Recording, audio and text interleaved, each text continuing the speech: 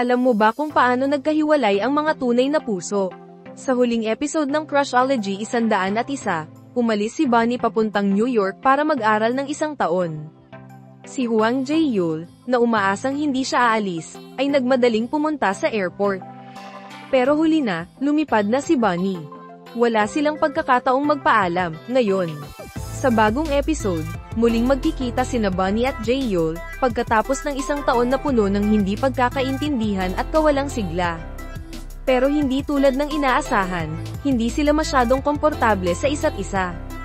Ang dating matamis na samahan nila ay napalitan ng awkward na mga titig at pag-iwas. Sa kabilang banda, si Bonnie at Cho Ji-won ay tila walang pinagkaiba. Ang dating saya at pagiging close nila ay buo pa rin, at si Ji-won ang tumutulong kay Bonnie na maghilom sa pamamagitan ng mga masasayang alaala. Ano nga ba ang mangyayari sa pagbabalik ni Bonnie sa school? Magkakaroon ba sila ni Jae-yul ng pagkakataong ayusin ang kanilang relasyon?